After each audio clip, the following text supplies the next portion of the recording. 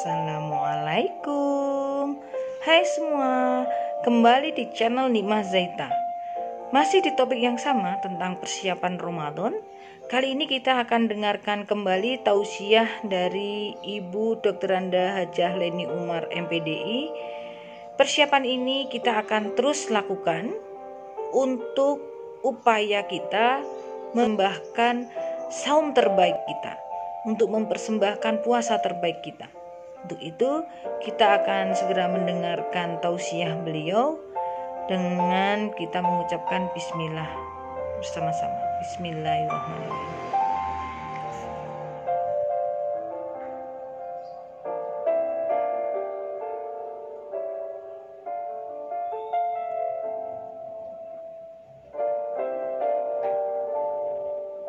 Assalamualaikum warahmatullahi wabarakatuh. Alhamdulillahirrahmanirrahim. Wabihi nasta'in ala umuri dunia wa din. Wassalatu wassalamu ala asrafil anbiya'i wal mursalin Muhammadin wa ala alihi wa sahbihi ajmain wa man tabi'ahum ila yaumiddin. Amma ba'd. Muslimin wa muslimat rahimakumullah. Tamu agung kita bulan Ramadan sebentar lagi akan hadir di tengah-tengah kita sekalian. Bulan Ramadan memiliki beberapa nama. Di antaranya Syahrullah, Syahrul Quran, Syahrul Mubarakah, Syahrul Maghfirah, Syahrul Yuzadu Biritil Mu'minin Nabi, kemudian juga disebut juga Syahrul Muwassat. Saya tidak akan menyebutkan semuanya, tetapi apa yang saya sebutkan tadi, kita harus menyikapi sesuai dengan harusnya. Saya tentukan, Syahrullah adalah bulan Allah. Mengapa disebut bulan Allah? Karena pada bulan tersebut, Allah mengangkat nabi-nabinya, Allah menurunkan kitab-kitab suci, dan Allah menurunkan orang-orang yang atau menolong orang-orang yang beriman. Berbicara tentang Syahrullah pada bulan tersebut, karena bulan kemuliaan Allah, kita harus merendah diri kepada Allah, kemudian juga melaksanakan saum dengan penuh sukacita, dengan penuh rasa syukur, dan dengan khusyuk. Karena betapa banyak anugerah Allah yang diberikan kepada kita semuanya. Manusia adalah makhluk fitrah. Tatkala mendapat kebaikan, mereka selalu ingin membalas dengan kebaikan yang sama atau yang lebih. Tetapi kalau dibenturkan dengan Allah, Allah tidak perlu dengan apa dan siapa. Sehingga kita bingung gimana ya kita membalas anugerah Allah. Kalau kata kita, ya ibadah aja deh yang rajin, ibadahnya yang sungguh-sungguh. Tapi gimana menurut pendapat Anda sekalian, bila Allah berfirman dalam hadis qudsi, "Kullu amal ibni Adam lahu." Setiap amal Adam itu baginya. Ila siam, kecuali ibadah saum, wa innahu li, sesungguhnya ibadah saum itu bagiku, wa anna azibi, dan aku yang akan memberikan pahalanya. Nah, bagi orang yang beriman, tatkala ada informasi ini, ada satu tekad di dalam hatinya. Ya Allah, aku akan mempersembahkan saum yang paling baik bagimu ya Allah, karena engkau menyenangi ibadah saum. Kemudian disebut Syahrul Quran, berdasarkan firman Allah di dalam surat Al-Baqarah ayat 195, yang berbunyi, Syahrul Ramadan alladzi unzila fihil Quran. Bulan Ramadan adalah bulan yang diturunkannya Al-Quran. Al-Quran adalah mukjizat besar yang diturunkan kepada Nabi Shallallahu Alaihi Wasallam. Muslimin dan muslimat yang insya Allah kita semuanya sedang mencari ridho Allah, maka kita mendapat anugerah yang sangat-sangat besar. Rasul-rasul yang lain, contohnya Nabi Musa alaihissalam, diberi mukjizat oleh Allah, bisa membelah laut. bisa melemparkan tongkatnya, kemudian juga menjadi ular. Umat Nabi Musa tidak kebagian mukjizat itu. Itu hanya khusus untuk Nabi Musa saja. Nabi Isa alaihissalam, mukjizatnya dengan izin Allah bisa menghidupkan orang yang sudah mati, bisa menyembuhkan orang-orang yang berpenyakit kusta, yang tunanetra, dan sebagainya. Tapi umat Nabi Isa sekarang tidak kebagian mukjizat itu. Hanya khusus bagi Nabi Isa alaihissalam saja. Tetapi luar biasa mukjizat yang dianugerahkan kepada Nabi SAW, yaitu Al-Quran. Sampai sekarang mukjizat itu sampai kepada kita. Dan Al-Quran itu sangat luar biasa. Petunjuk hidup bagi kita sekalian. Dan satu mazhab itu banyak hal yang disampaikan oleh Allah Subhanahu wa Ta'ala sebagai petunjuk hidup. Kemudian juga informasi dalam Al-Quran itu, menurut Kiai Haji Ali Yafi, itu sangat tuntas. Muslimin dan muslimat sekalian, saya contohkan seperti ini. Tatkala Allah melarang hambanya itu berbuat maksiat atau melanggar aturan Allah, maka Allah memberi informasi, ini loh akibatnya. Bila Allah menyuruh kita untuk beriman dan bertakwa, untuk beramal soleh, untuk banyak berbuat baik, Allah juga memberikan informasi kepada kita. Jadi tuntas banget. Ini loh akibat kebaikan yang kalian perbuat. Allah itu luar biasa sekali. Makanya salah seorang sahabat Nabi, Ibnu Mas'ud, mengatakan, bila di dalam Al-Quran itu terdapat perintah, apa yang diperintahkan oleh Allah itu sangat bermanfaat bagi kita. Dan bila terdapat ayat yang melarang kita, tak kala kita langgar apa yang dilarang itu, maka akan berakibat, katakan saya, negatif bagi kita sekalian. Tak kala kita membaca Al-Quran, kata Imam Ghazali, seharusnya kita merasa bahwa Allah sedang berfirman kepada kita. Membaca Al-Quran dengan hati. Tatkala kita membaca Al-Quran dengan hati, muslimin dan muslimat sekalian, cobalah. Air mata Anda akan menetes-netes, membasahi lembar-lembar dari mushaf yang kita baca. Luar biasa. Ya? Nah, itu Al-Quran sebagai mukjizat. Dan makin akhir zaman, kata para ulama, makin terbukti benarnya Al-Quran. Saya contohkan saja tatkala Allah berfirman bahwa segala sesuatu yang hidup, ya, kullu syai'in hayy minal ma. Setiap yang hidup itu berasal dari air, dan itu bisa dibuktikan oleh para ilmuwan. Berbicara tentang alam semesta, ya, apa yang disebut astrofisika. Seorang ahli astrofisika yang bernama Edwin Hubble, katakan saja menemukan suatu penemuan yang disebut depending universe, bahwa alam semesta ini berkembang. Apa iya? Silahkan lihat di dalam surat Al-Ghasyiyah. Afala yang turuna ila samai kaifa rufi'at. Apakah kalian tidak menalar, ya, bagaimana Allah meninggikan langit? Dan itu dibuktikan benar, alam semesta ini selalu berkembang. Dan banyak lagi hal-hal yang lainnya. Muslimin dan muslimat sekalian, katakan saja nilai-nilai di dalam Al-Quran juga ketika berbicara tentang keadilan. Kalau saya tidak salah, ya, di sebuah perguruan tinggi di Amerika, itu disitir dari surat An-Nisa tentang keadilan itu. Tapi mereka menulisnya dengan bahasa Yunani, dengan bahasa Inggris. Padahal itu berasal dari bahasa Arab. Luar biasa, Al-Quran itu mukjizat. Dan Nabi SAW bersabda, sekarang kan bulan Ramadan, ya, di sana sabdanya berbunyi demikian, As-saum wal Quran yasfa'ani lil abdi yauma qiyamah. Itu hadis riwayat Tabarani ya.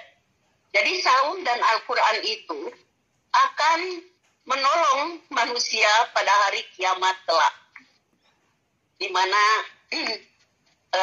Al-Quran akan datang ke hadapan Allah Subhanahu wa Ta'ala dengan berkata, "Ya Allah, waktu orang ini ketika dia hidup di dunia tersita untuk membacaku, untuk membelaku. Maka sekarang berilah aku kesempatan untuk menolong dia." Dan Allah mengizinkan Al-Quran untuk menolong pecintanya, pembacanya, yang mengartikannya dan yang mengamalkannya. Barang siapa, sabda Nabi SAW, yang menjadikan Al-Quran sebagai imamnya, Al-Quran akan membawa mereka ke surga. Dan barang siapa yang menyimpan Al-Quran di belakangnya atau membelakangi Al-Quran, Al-Quran akan mendorong mereka ke neraka. Mari kita baca Al-Quran berbicara tentang pahala di bulan Ramadan ini, maka satu huruf itu akan diberi pahala oleh Allah Subhanahu wa Ta'ala 10 kebaikan. Dan di bulan Ramadan dikalikan 70. Karena Nabi bersabda, "Man taqarraba faridotan fiha karena kaman ada sab'ina faridotan fi masiwahu." Barang siapa yang melaksanakan ibadah wajib, maka pahalanya seperti melaksanakan 70 kali wajib di bulan luar Ramadan. Bila sudah ada 10 nilai bagi kita tatkala membaca Al-Quran, setiap hurufnya ini, maka di bulan Ramadan setiap huruf itu 700 kebaikan. Muslimin dan muslimat sekalian, mengapa kita tidak mengikuti sunnah Rasul untuk melaksanakan tadarus Al-Quran, untuk mengkaji Al-Quran, untuk melaksanakan Al-Quran? Karena Al-Quran akan memimpin kita ke surga. Dan kalau Al-Quran kita abaikan, kita simpan di belakang kita, Al-Quran akan mendorong yang membelakanginya ke neraka. Na'udzubillah min dzalik. Itu syahrul Quran, bulan Al-Quran. Tapi bukan berarti di luar Ramadan Anda tidak lagi membaca Al-Quran, tadarus Al-Quran. Tetap Al-Quran kita baca. Al-Quran adalah penerang hati. Al-Quran membuat pikiran dan hati kita tercerahkan. Pernahkah Anda membaca Al-Quran dengan berurai air mata? Seperti pada masa Rasulullah SAW, kalau beliau membaca ayat-ayat tentang neraka, beliau menangis. Malah pernah beliau bersabda kepada sahabat, "Sudah, jangan diteruskan, aku tidak kuat menahan air mataku." Ya. Atau tatkala kita juga ini membaca tentang indahnya surga, adakah hati kita berkata, "Ya Allah, betapa inginnya aku ke sana, tetapi ya Allah, Engkau Maha tahu, barangkali amalku tidak mencukupi untuk mendiami tempat yang sangat mulia, yang penuh dengan kebahagiaan itu." Luar biasa, teman muslimin dan muslimat sekalian. Mari di bulan Ramadan ini kita semuanya bersama-sama mengkaji Al-Quran. Semoga cahaya Al-Quran menerangi hati kita, menerangi pikiran kita, menjadi arah bagi langkah kita dalam hidup dunia ini. Luar biasa, karena Al-Quran adalah firman Allah. Nilai-nilai di dalam Al-Quran adalah nilai-nilai yang maha sempurna, karena yang menurunkannya juga Allah Subhanahu wa Ta'ala yang maha sempurna. Itu yang harus kita pikirkan, yang harus kita kerjakan di bulan Ramadan yang disebut syahrul Quran tadi. Kemudian kemudian juga bulan ini disebut sahrun yuzadu fi rizqil mu'mini nafi. Apakah beberapa hari lagi di mau Ramadan ini kita berpikir juga, apalagi kalau Anda punya karyawan, kalau Anda punya tanggungan, ya Allah, dari mana aku akan memberikan THR pada mereka atau kebaikan pada mereka? Muslimin dan muslimat sekalian, Anda tidak usah galau. Kita punya Allah yang maha kaya, yang maha pengasih lagi maha penyayang.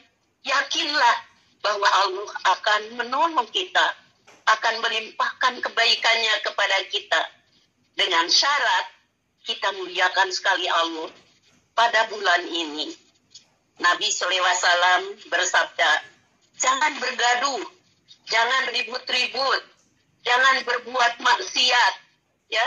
Tetapi seperti Nabi SAW mencontohkan beserta sahabat, di bulan Ramadan ini, satu, beliau selalu berwajah manis, tidak ada merengut. Tentu Anda sekalian bertanya kepada saya, bagaimana biar begitu? Tadi titik tolak kita akan mempersembahkan ibadah yang dicintai oleh Allah. Bila kita bermaksud baik, muslimin dan muslimat sekalian, hati kita akan dipenuhi kasih sayang. Setiap wajah yang kita tatap, kita sayangi. Tidak ada di sana kebencian. Hati kita betul-betul bening dan bersih. Dan tatkala ada kebaikan, kita akan melaksanakannya. Sebagaimana Nabi SAW, cepat angin, tidak berlama-lama, cepat kita kerjakan. Kemudian juga hari demi hari, kita selalu beristighfar pada Allah. Dan jangan lupa pula, ada keistimewaan, terutama di malam pertama kita tarawih atau qiyam Ramadan. Tolong catat dalam hati Anda sekalian. Di malam itu, yang zurullahu ilaihim, Allah men-scan hati kita. Tatkala kita bahagia, gembira, kemudian juga berniat untuk ibadah yang baik, maka lam yu'adzibu abada, untuk selanjutnya tidak akan disiksa oleh Allah. Dan ini yang istimewanya, ya. Tastaghfiru lahumul malaika fi kulli yaumin wa lailatin. Bagi orang yang saumnya seperti itu, siang malam malaikat memohonkan ampunan bagi orang tersebut kepada Allah Subhanahu wa taala tiap siang dan tiap malam. Muslimin dan muslimat sekalian, bukankah kalau berbicara dosa itu adalah beban bagi hati?